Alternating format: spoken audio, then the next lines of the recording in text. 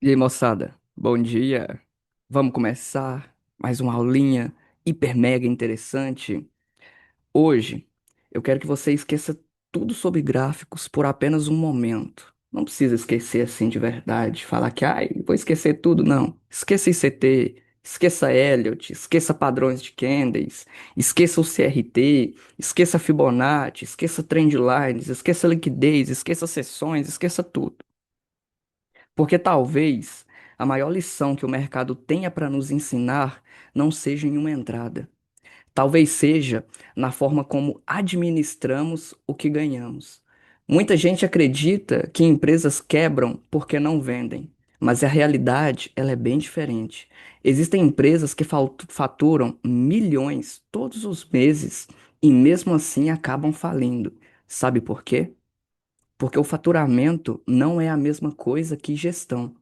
Dinheiro entrando não significa que o negócio está saudável, porque mantém uma empresa viva não é apenas vender, é administrar o caixa, é proteger os recursos, é garantir que ela continue funcionando quando os períodos difíceis chegarem. Agora pense apenas no mercado financeiro. Quantos traders você conhece que já tiveram dias incríveis, semanas incríveis, meses incríveis e mesmo assim desapareceram do mercado? Muitos. Porque ganhar dinheiro nunca foi o maior desafio. O maior desafio sempre foi preservar o dinheiro ganho. Vou te dar outro exemplo.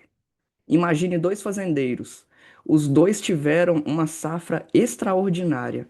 Os dois venderam toda a produção. Os dois colocaram dinheiro no bolso. Mas existe uma diferença. O primeiro acredita que aquela realidade vai durar para sempre. Ele aumenta os gastos, assume novos compromissos e investe sem planejamento. Age como se nunca fosse existir uma seca, como se nunca fosse existir uma geada, como se nunca fosse existir um ano ruim. O segundo fazendeiro pensa exatamente diferente. Ele sabe que a agricultura vive de ciclos. Ele sabe que existe anos excelentes, mas também sabe que existem anos difíceis.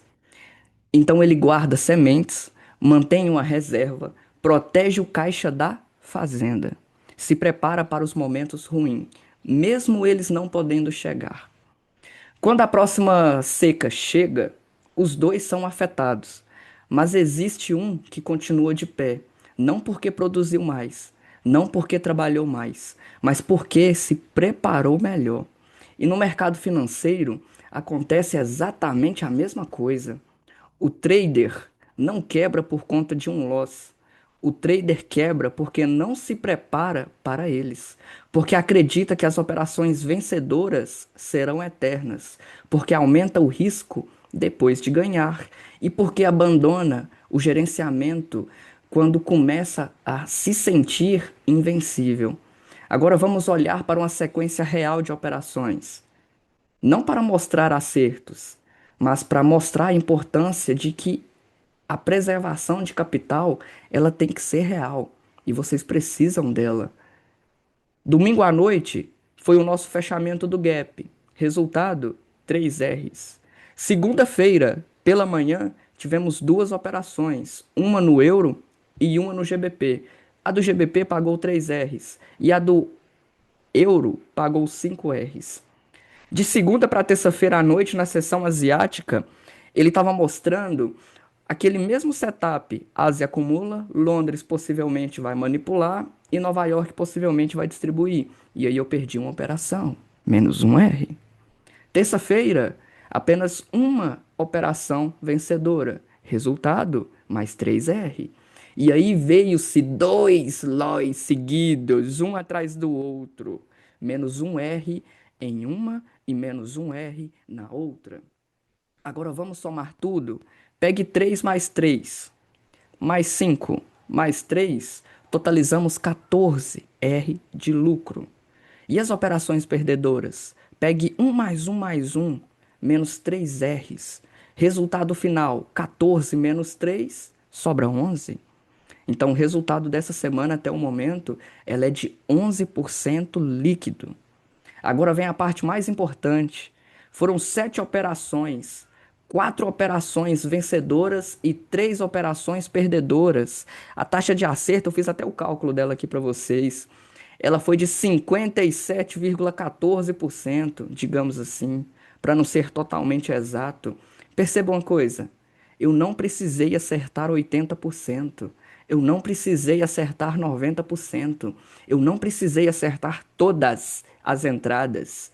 Mesmo com apenas 57,14% de acerto, o resultado foi extremamente positivo. Vamos transformar isso em dinheiro para ficar mais claro a explicação.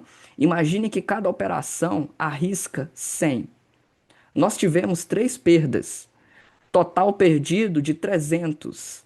E nós tivemos 4 operações ganhadoras, 3 delas com 300 e uma de 500, que foi 5 para 1. Total ganho 1.400. Resultado final 1.400 menos 300, ainda me sobra 1.100 de lucro. E aqui entra a maior lição que a maioria dos traders passa anos sem entender. O mercado não exige perfeição. O mercado não exige que você acerte todas. O mercado exige apenas que você saiba perder quando você estiver errado. Porque quando você perde pouco e ganha muito, quando está certo, a matemática começa a trabalhar a seu favor. E por isso que eu digo que o gerenciamento de capital é o único setup mágico de mercado. Não porque ele evita losses, não porque ele aumenta a sua taxa de acerto, mas porque ele faz algo muito mais importante. Ele mantém você vivo. Ele preserva seu caixa. Ele protege a sua empresa. Ele protege a sua fazenda. E ele protege o único recurso sem o qual você não consegue operar: seu capital. E a grande reflexão dessa aula é que a gente pode pensar que o empresário inteligente não pensa apenas no próximo mês. O fazendeiro inteligente não pensa apenas na próxima colheita. O trader inteligente não pensa apenas na próxima operação. Todos eles pensam em sobrevivência. Porque quem sobrevive continua tendo oportunidades. Quem quebra deixa de participar delas. E a frase final dessa aula é falando sobre o trader amador, que ele procura uma estratégia que nunca perde. O trader profissional procura um gerenciamento que permita continuar operando mesmo quando perde. Porque no final das contas, não é a taxa de acerto que constrói riqueza, é a capacidade de preservar capital até que as grandes oportunidades apareçam. E oportunidade, querendo ou não, a gente tem todo dia. Só para vocês terem ideia, de domingo até hoje, que ó, foi domingo, segunda e terça. 2 dias e meios, digamos assim. Eu já bati 7 ordens. E vocês? 4 operações vencedoras e 3 operações perdedoras. Façam a conta. Peguem as operações de vocês. Eu ainda tenho mais 3 ordens que eu ainda posso perder. 3 ordens que eu ainda posso perder. Se eu bater uma ordem amanhã, quarta-feira, uma ordem depois de amanhã, quinta-feira, e na sexta-feira, como de costume, eu não gosto de estar operando, porque eu tiro para me descansar, o que que vai acontecer? Eu posso escolher bater 2 ordens amanhã, eu posso escolher bater 2 ordens na quinta, ou eu posso escolher até mesmo bater as 3 ordens amanhã. E se eu errar elas, tá tudo bem. Porque se eu tenho aqui em minhas mãos, nesse exato momento, 11%, perdendo 3, eu fico com quanto? Isso na semana. Então, o trader em si, ele tem a capacidade de construir riqueza. Só que se ele não souber gerenciar o próprio capital, não souber gerenciar e rentabilizar os lucros que ele tem, não adianta de nada você aprender um setup que sempre funciona. Porque em um momento de euforia, dedo no cu e gritaria, você literalmente vai se sabotar por não saber gerenciar. Por isso que eu sempre bato na tecla. Tem pouco dinheiro para estar operando? Opera com esse pouco. Vai gerenciando ele de pouquinho em pouquinho. A galinha enche o papo. A galinha enche o bico. E no trader não é diferente. Nunca vai ser. Nós, aqui, somos empresários, somos fazendeiros, somos gestores. E cabe essa gestão, no final, de somar lucros. É igual eu vejo quase todos os dias gente querendo entrar hoje e amanhã ser lucrativo. Só que não é assim que a banda toca. Leva-se tempo até você aprender a gerenciar realmente um capital. Eu posso trazer três estratégias maravilhosas que eu uso todos os dias, que são as que eu trago para vocês. No caso, quatro com a do Gap, né? Quatro estratégias maravilhosas que, colocando elas na mão de pessoas erradas, essas pessoas nunca serão lucrativas. E isso serve para tudo na vida, tudo. Para algumas pessoas são mais fáceis, para algumas pessoas são mais difíceis, mas o que manda em tudo é como como você gerencia aquilo que está ao seu alcance. Estávamos querendo comprar, com o mercado caindo em nossa cara. E tá errado? Não. Esse setup que deu errado hoje é o setup que pode possivelmente funcionar amanhã. É o setup que nos dias anteriores já colocou dinheiro no meu próprio bolso e até mesmo no bolso de vocês. Agora cabe aquela interpretação e o gerenciamento. Vocês têm a capacidade de gerenciar um capital pequeno, vocês têm a capacidade de gerenciar um capital grande. Se vocês querem pular etapas, eu não consigo gerenciar capital grande, vou pagar uma mesa e vou gerenciar o capital grande. Como? É igual você entrar na academia hoje e amanhã você não ter acompanhamento nenhum clínico, médico, nem nada e começar a aplicar bomba de por conta própria. Anabolizar o corpo, tacar veneno pra dentro. É a mesma coisa de um faixa branca que entra hoje na academia de jiu-jitsu e quer bater peito de frente com um faixa preta que tá ali há 15, 20 anos. É? É.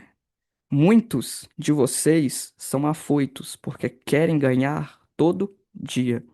Só que nem todo dia é dia de ganhar. E hoje, exatamente de ontem para hoje, eu bati quatro ordens. E nessas quatro ordens, três foram perdedoras e uma foi ganhadora. Porque o setup que é ensinado pra gente é Ásia acumula, Londres manipula e Nova York distribui. E olha como tá plotado no gráfico. Olha aí como tá plotado no gráfico. É um setup que funciona sempre? É um setup que funciona sempre. Vai ter os seus momentos de loss? Vai. E nesses momentos de loss é onde você tem que entrar com seu gerenciamento de capital, porque você tem que pensar que você administra um fundo. O dinheiro que você está operando não é apenas um dinheiro aleatório que você colocou ali para você poder treinar, para você poder tradar, para você poder bater sua ordem. Ele é um dinheiro de gerenciar, mesmo que seja pouquinho. Se você não sabe gerenciar pouco capital, você não sabe gerenciar muito capital. Porque no pega para capar, você tem que ir aprendendo de passo em passo. É igual um bebê. O bebê primeiro ele não engatilha e começa a bater a cabeça no chão, e aí depois ele começa a aprender a andar e se manter equilibrado. É tudo um aprendizado. É igual andar de bicicleta. Primeiro você não coloca as rodinhas, claro, quem teve a oportunidade de colocar rodinha para poder aprender a andar de bicicleta, porque muitas pessoas também não tiveram essa oportunidade e mesmo assim aprenderam. Só que foi mais dificultoso, se machucava no meio do caminho e muito. Eu tive amigos que não tiveram a oportunidade de ter uma bicicleta com rodinha e eles já iniciaram a carreira deles na bicicleta, digamos assim, andando sem rodinha. Nego quebrava o braço, nego colocava o osso para fora. Eu tive a oportunidade de andar de bicicleta com rodinha, então eu aprendi que eu poderia confiar nela. E quando eu tirei a rodinha, eu vivia no chão. E quando eu tirei as duas, eu continuava vivendo no chão. Só que eu nunca cheguei a quebrar uma parte do meu corpo andando de bicicleta. Graças a Deus, né? Porque, nossa senhora. E eu já tive amigos que já quebrou perna, já quebrou braço. Teve um que conseguiu descolar a clavícula do lugar. E isso que nem estava fazendo macaquice levantando a roda. E mesmo assim, eu tenho amigos até hoje que nunca montaram em uma bicicleta, porque não sabem andar, não aprenderam quando criança e não têm coragem de subir numa bicicleta sabendo que pode se machucar. E muitos deles trabalham com serviços que, se eles se machucam, eles têm que ser afastados. E esse tipo de serviço que você tem que ser afastado, ele não gera receita. Se você for afastado do seu serviço, porque a gente vai amadurecendo, a gente vai ficando medroso com algumas coisas. Aquela adrenalina que a gente tinha quando éramos crianças ou quando éramos adolescentes, ela não existe mais. Alguns continuam. Tipo, eu tenho um chegado que ele pula. Como é que fala? Aquele pulo de paraquedas? Ah, ele pula de paraquedas. Eu morro de medo. Ele me chama direto. Ô, Samuel, bora? Eu falei, meu amigo, se esses paraquedas não abrem. Aí você bate asa. Aí eu vou aprender a voar no meio do caminho, é? E ele é. E ele pula, tipo assim, no mês ele deve pular uns 3, 4 saltos de paraquedas. E eu morro de vontade. Só que a minha coragem ainda, ela é limitada. Porra, se chegar lá na hora, eu não der conta, ele não vai ter um cara grudado no sei, eu lá ele. Quero não, meu amigo. Deixo passar toda hora. É igual aqueles caras que faz alpinismo. Eles colocam a vida dele em risco. E mesmo assim, eles estão ali cientes daquilo que eles estão fazendo. E o trade não é diferente. Aqui é um risco puro. A gente não tem certeza de nada. A gente analisa um passado para poder tentar prever um futuro, só que executamos no presente. E o presente, ele pode ser incerto. Mesmo ele tendo probabilidades ao seu favor ou não, ele é incerto. E o trade não muda. E tem gente que ainda continuou comprando essa bosta desse ativo hoje porque estava propício para dar operações compradoras. E mesmo assim, nós que estamos do lado de cá, sentado entre o PC e a cadeira, ninguém deu a ideia de venda. Tava todo mundo alinhado para compra. Esse que é o mais legal. Todo mundo praticamente tomou o loss junto. E aí é onde vai entrar o pega para capar, o gerenciamento, a sua mentalidade querendo te sabotar. Você vai continuar seguindo um plano ou vai sair do seu plano por conta de um erro? É igual tá andando em sua casa. Você vai ali, serra o dedinho em um móvel. O móvel esteve ali o tempo todo. Foi falta de atenção ou não? E o trade é a mesma coisa. Essas operações compradoras nossas, elas podem estar erradas? Pode. Elas podem estar certas? Pode. O importante é seguir um plano. E quando você segue um plano, dê tempo ao tempo, porque o tempo vai te mostrar se aquilo que você está fazendo é certo ou se aquilo que você está fazendo é errado.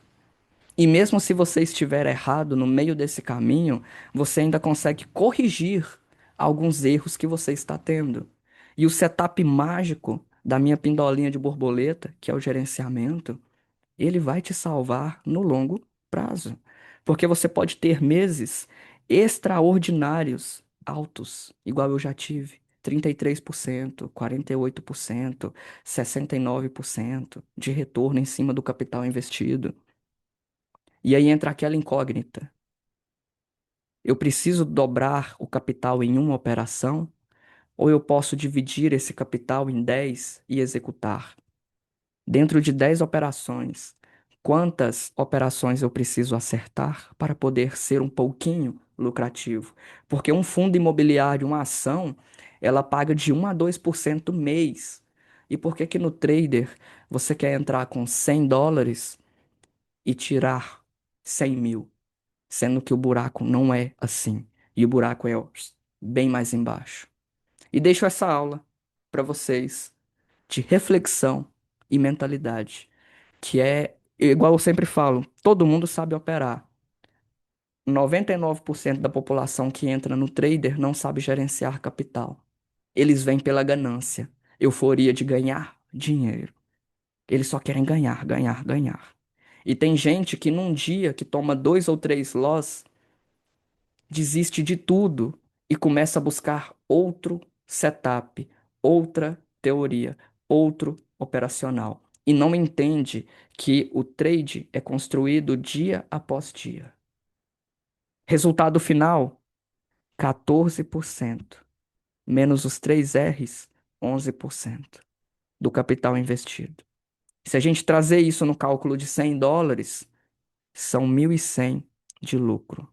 Se a gente trazer isso no cálculo de US$ 10, são 110 de lucros. Se a gente trazer isso no capital de US$ 1.000, são 100.100 de lucro. Então, tudo depende do quanto de capital você vai ter, independente de quanto você tenha. Se é pouco, se é médio, se é muito, se é extraordinário. Tente ganhar pelo menos mais que um fundo imobiliário mensal. E aí depois você vai evoluindo de pouquinho em pouquinho, você vai colhendo os frutos disso que você quer fazer. Porque não adianta nada você literalmente ganhar e não saber perder. Porque eu já vi gente perdendo a operação e usando aquela famosa estratégia do martingale. Ah, eu perdi uma operação aqui agora de, sei lá, US$ 100. E aí eu vou pegar essa próxima operação que está dando gatilho e vou bater uma ordem de 200. Porque se eu ganhar ela, ela vai me pagar aos 100 que eu perdi. E eu ainda estarei positivo. E aí o meliante que faz um famoso martingale no trade, no Forex, ele vai estar perdendo além dos 100, os 200. Porque já me mandaram uma operação de nego que faz martingale. Eu conheço nego aqui que faz martingale até o nível 3 e nível 4. E ele faz feliz. Só que ele tem caixa para suprir. Só que quando ele perde muito. E quando ele ganha pouco. Porque o martingale ele é uma estratégia financeira, mas ao mesmo tempo, se o cara não souber usar, ele pode se quebrar em questão de dias ou minutos. É independente. Se vocês quiserem, eu ensino esse tipo de gerenciamento para vocês. Mas não vai muito confiante, não. Eu prefiro 1.000 vezes dividir o stop. Você pode perder quanto esse mês? Ah, Samuel, eu posso perder só US$ 100 esse mês. Então divide os 100 em 10 operações. Ah, Samuel, eu posso perder US$ 1.000 esse mês. Então divide os 1.000 em 10 operações. Ah, Samuel, eu tô com a mesa proprietária aqui que o stop dela para me poder reprovar é 5.000. Divide o stop em 10 operações. E bata suas ordens. Pronto, mão fixa. Você vai ser lucrativo com o passar do tempo. Não querendo do dia para a noite, é claro. Então é isso, moçada. Diazinho hoje, chibatoso demais. Tomamos, Lois. Não, eu não sei vocês, mas eu não saí negativo ainda, né, na semana. Agora vamos ver como é que vai se comportar o resto do dia e possivelmente amanhã. Porque o que tudo indica é que o dólar ainda está forte perante a libra esterlina. E a gente estava acreditando na reversão. A gente estava acreditando na desvalorização do dólar perante a libra. E o dólar está forte. E pelo que tudo indica, ele vai continuar. E se der oportunidades de compra e você quiser comprar, compra. Se der oportunidades de venda e você quiser vender, venda. Tá tudo bem. Se der win, se der loss, azar. Sempre vai ter outra operação. E o que vai te salvar, querendo ou não, é o gerenciamento. Um bom dia a todos e fiquem com essa aula quase que maravilhosa, porque tem gente que cobra uma aula sobre isso caríssimo.